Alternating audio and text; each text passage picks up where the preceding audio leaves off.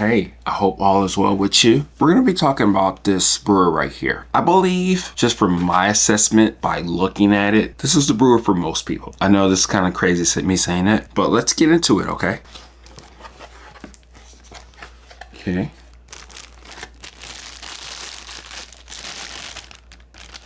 All right. It's a canister. Yeah, that's the water that comes out dispersing. Here's directions. We may follow them. We may not. Some filters.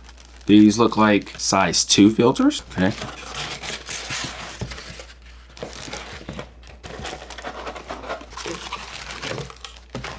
That's it. It's in the box. Box looks pretty cool. So since we're going to be demonstrating a lot of this stuff, we don't need to. I'm not going to read the directions, okay? Just because I think it's more self-explanatory. Cool little box. Here's the brewer.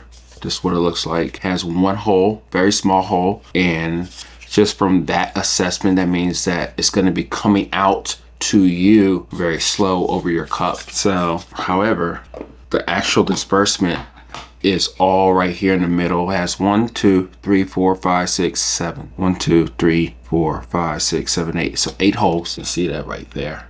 8 holes. And then it has different measurements. You see the measurements right there? It has 180 milliliters, 240, 300, and 360. It has different notches and everything, which is cool. And then it has the pesky ounces, 6 ounces, 8 ounces, 10 ounces, 12 ounces. So that's pretty cool. The reason why is because it lets you know how much water to actually pour into here. So you don't really have to measure anything. I think the only thing that you'll probably have to measure is your coffee. So these are the filters. These are size 2. So they're smaller than the ones that I usually get for this brewer. What we're gonna do is fold the side, open it up. Nice little brewer. So again, this is where you put the coffee inside of here. And then this is what you put up top. So yeah, fits perfect. There we go. So who's this brewer for? If you already have a Hario V60 or Hario V60 Switch or similar type of brewers, then this is more so probably not for you. You know how to make coffee. You like making coffee. I'm not saying that people who get this brewer don't know how to make coffee or like coffee or whatever. I'm just talking about it more so like the convenience of this actual brewer. And I think this brewer is for most people is because it takes most of the guesswork out of play. You can put a scoop or 2 or 3 depending on how strong you want your coffee. You can measure out how much water you actually want in the cup, and then your coffee's made. You don't have to worry about precision. You don't have to worry about much of anything. It kind of reminds me of semi-automatic, automatic, and manual type of espresso machines that are out there. This is kind of more so in the middle. I think manual is the total pour over type of thing. The V60s, the Kalita Waves, Clever Trippers, and all that stuff. It's a little bit more hands-on. I guess really what I'm talking about here is seeing if what we're trying to do here, does this make sense for most people? This might even make sense for me, who's a coffee geek, true and true, who loves all this stuff. The only thing that I think will be more so like a detriment or issue with this brewer is that the actual shower heads is straight in the middle. So you're gonna have to be careful about where you actually place the coffee. From the directions right here, it says 10 grams, so 2 tablespoons. That's kind of misleading, but whatever. At least it gave us the actual measurements in grams. So 10 grams equals 180. So that's saying to me, that's a 1 to 18 ratio. To me, that's pretty weak. I think what we're gonna do is we're gonna have a small cup. We're gonna do 180 milliliters, and I'm just gonna do 1 scoop. 1 scoop is about 13, 14 on my scoop that I use, and that's gonna give me the strength level that I want. And we're gonna use ground coffee. Here we go. We're not gonna wet the filter because I believe people who actually use this device will not be wetting the filter. Go really well with people who just want a good cup of coffee without the fuss. Now you see that the coffee's inside, and then this is the way it's gonna go. So you see that the disbursement is more so in the middle. And you can put this up top for temperature control, but we're not gonna do that this time. This is for demonstration purposes. We wanna see how well it actually disperses the water on the beds, because that's one of my biggest I guess, hesitancy of trusting this brewer all the way. When you're done with your cup of coffee, you can put it here. The cool thing too is that you don't have to use something like this. This is a gooseneck, but you can use just a regular coffee maker. So we're gonna go all the way to the 180 mark. We're not gonna do any bloom, but you can do a bloom if you want to or not. We're just testing it the way it is, see how fast it actually makes this cup of coffee. Let's go ahead and time it too for shits and giggles. I think it's gonna be a relatively fast brew just because we are not stopping. So you can get there.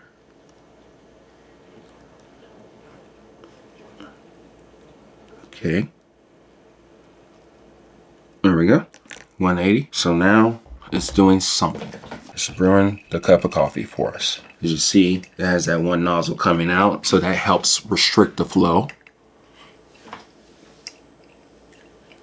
It's pretty cool. I think the water is still slowly going down and it's making us a cup of coffee, which that's all we really want, right? We want a good cup of coffee. There's a couple things that I would do differently. I would probably put this actually on the scale. I'll probably do a bloom. I'll measure out the rest of the coffee. You can actually do a couple pulses with this. Yeah, so I have some water inside of it. This is a very slow process. And some people may like that. Some people may not like that. The people who like fast brewers probably will hate that. At the end of the day, you're not really doing much of any work. You're just putting water inside the vessel and you can walk away. You can do other things and all that good stuff. It's still releasing the water slowly. As much as I would like to say that it's evenly distributed, we don't really know that. I see some bubbles, drops going down, not all at the same time, which is not a bad thing. It's just some observation that I'm actually making right now. I think it's more so done. We're gonna examine this like a forensic crazy person. Okay, our cup of coffee is already made. Less than 2.5 minutes. This is our bed of coffee. That's what it looks like. Okay, it looks like it did mostly a good job. I don't see any grounds not wet. That's cool. Let's go ahead and taste this real quick. All right, let's test this out. Okay, cheers. Yeah, it works. No problems. Probably a little over extracted of what I was doing. But let's let it cool down a little bit. There's a lot of things that you can do with this thing, and it's pretty cool that we really didn't do that much. Again, if you want to like take the guesswork out of your coffee making, this is more so the brewer for you, because you put it in, you wait, go do something else. A couple minutes later, you have a cup of coffee. And like I said, I think no, this brewer is slightly misleading. The grind size that I do have actually probably worked out just fine with this brewer, but you can still geek out with it. And I think that's the cool thing about it. If you want to geek out with it, you can just put some coffee in there. You can put some ounces or milliliters of water and you're done. I would say that you do probably may have to be careful about how much coffee that you actually put inside of here, because I do see that if you put too much, it's still distributing the coffee right in the middle. If this brewer is a little bit faster, or what I witnessed, it seemed like it did a decent job. Do realize is that if that hole was bigger, I believe, you probably won't get as even it as a distributed coffee, just because the coffee wouldn't have time, or the water wouldn't have time to like flood the bed. So this one small little hole does make a difference in you brewing a good cup of coffee, and for you to be able to actually get the most extraction and flavor from your coffee without really thinking about it. I think this brewer is for everybody in the house. The reason why I'm saying that is because a fellow coffee geek, I can have fun with it. I can measure out different beans. I can play around with different ratios. I can just take the ratios that it says right here, which I believe that's really helpful. That's pretty cool. Or I can do my own recipes. Hell, if I wanted to, I don't even have to use this thing. If I really wanted to be like the barista champ that I want to be, I can just brew a cup of coffee the way I usually do. But again, if you want to use like the constraints that this brewer has, you can use it for the way it is. You can use different grind size. You can play around with different coffees. You see what works, what doesn't work. But do realize though that this is more like a flat bottom type of brewer, even though this is a V shape. So the extraction is going to be a lot more full body than what you would get from a different brewer like a Hario V60.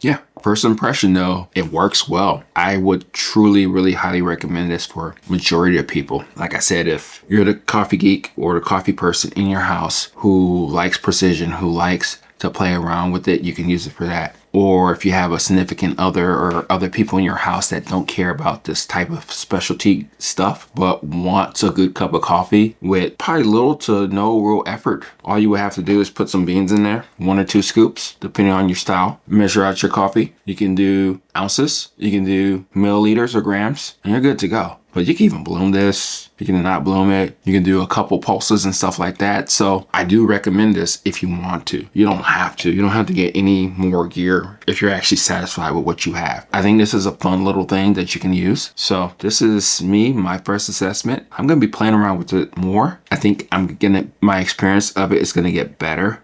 Let me know what you think. Do you already have this? Do you like it? Do you don't like it? Are there things that will put you on the fence of actually using it? There probably are some type of filters out there that you can get for the size 2 in order to make it work, because it fits perfectly well into this vessel right here if you want to get a faster filter. But do realize though, if you do get a fast filter, that you're going to be heavily restricted by that hole. That hole is extremely small. You can't extract fast. It just takes its time, which is different things for everybody, right? This is Oki, me at Everyday Beans, signing off. I'll talk to you later. Bye.